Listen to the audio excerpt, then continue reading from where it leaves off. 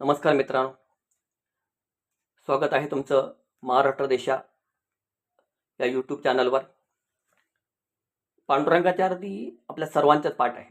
युगे 28 विटेवरी उभा, वामांगी रखमाई दिसे दिव्य शोभा, पुंडलिकाच्या भेटी परब्रह्म आले गा, चरणी वाहे भीमा उद्धरी जगा.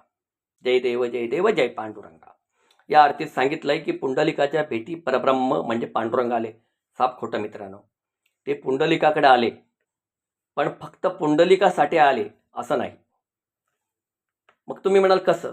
त्याचं असं झालं, एकदा द्वारकेमध्ये रुक्मिणी माता रुसली आणि रागाने द्वारका सोडून निघाली.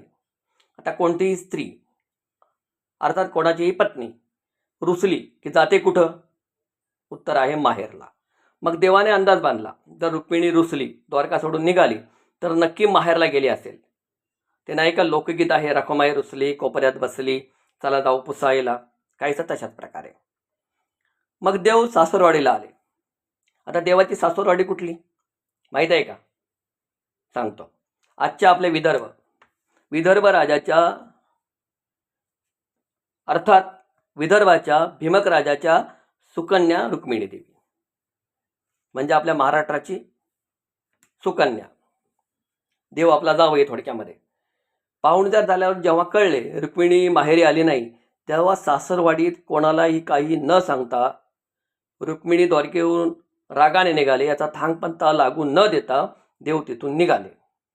साधू संतांची सेवा करण्यात रुक्मिणी देवीला धन्यता वाटायची, म्हणून श्रीकृष्णाने अंदाज बांधला की रुक्मिणी पुढे दिंडीरवनात गेली असेल. आता दिंडीरवन म्हणजे आजचं पंढरपूर आणि लगतचा प्रदेश. मग देव दिंडीरवनात आले, तेव्हा त्यांना एक तरुण आपल्या म्हाताऱ्या आई वडिलांचे मस्तक मांडीवर ठेवून बसलेला दिसला. हे पाहिल्यावर देवाने विचारले, कोण तू? तो तरुण म्हणाला, मी पुंडलिक, आणि माझ्या मांडीवर डोके ठेवून जे झोपलेत ते माझे आई वडील. तेव्हा भगवंत म्हणाले, मी श्रीकृष्ण परब्रह्म. हे ऐकून पुंडलिक सद्गदित झाला, आनंदित झाला. म्हणाला, देवा, माझ्या अनेक जन्मांची पुण्य याच फळाला आली. आपण स्वतः या ठिकाणी आलात आणि आपलं दर्शन मला झालं. मी खूप भाग्यवान आहे.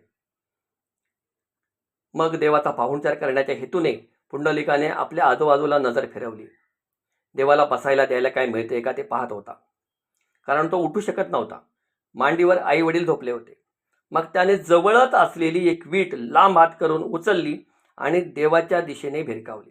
सांगितलं, माझे आई वडील उठेपर्यंत यावर उभे राहा.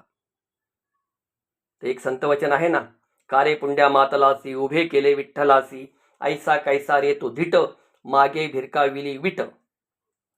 पुढे पुंडलिकाचे आई वडील जागे झाले. देवाचे दर्शन सर्वांनी घेतले. देव पुंडलिकाला म्हणाला, तुझी मातृपितृभक्ती पाहून मी प्रसन्न झालो. पुंडलिका, माग, काय हवं ते माग. तेव्हा पुंडलिक म्हणाला, युगायुगापर्यंत जागृत अवस्थेत असाच विटेवर उभा राहा. काय मागितलं पुंडलिकाने? युगायुगापर्यंत जागृत अवस्थेत असाच विटेवर उभा राहा. आता ते आपण आरतीत म्हणतो युगे 28 विटेवरी उभा.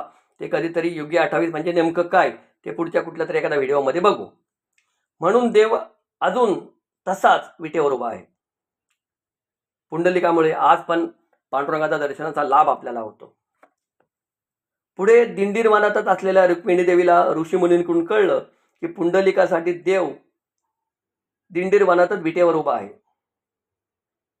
मग गप गुमान रुक्मिणी देवी निघाल्या आणि बाजूला येऊन उभी राहिली. पण तोपर्यंत गंमत अशी झाली होती, ज्या ठिकाणी पांडुरंग होता आणि रुक्मिणी देवी येऊन त्या ठिकाणी उभं राहायच्या अगोदर मधली जागा भरून निघाली होती. राही रखमाबाई राणी या सकाळा मध्ये राही येऊन उभी राहिली होती. राहीच्या पलीकडं रुक्मिणी मातेला उभं राहावं लागलं. त्याचं कारण असं, अर्थात ही राही म्हणजे काही ठिकाणी सत्यभामा तर काही ठिकाणी राधा असा उल्लेख आढळतो. म्हणून आजच्या व्हिडिओमध्ये मी जो विषय घेतलाय तो असा की मला हे सांगायचं आहे की पुंडलिकाला दर्शन भगवंताने दिलं. भगवंत पंढरपूरला आले, पण भगवंत पंढरपूरला जे आले ते फक्त पुंडलिकासाठी आले नाहीत, तर आपली पत्नी जी रागाने निघून आली होती द्वारकेतून, तिचा रुसवा काढायला देव त्या ठिकाणी आले आणि त्या ठिकाणी अनावधानाने पुंडलिक भेटला आणि तो पुंडलिक भेटला, त्यामुळे आपल्या सगळ्यांचं भाग्य फळाला आलं. म्हणून आज विटेवरती पांडुरंगाचं दर्शन आपल्याला होतं. तर व्हिडिओ आवडला तर सबस्क्राईब, लाईक आणि शेअर करायला विसरू नका.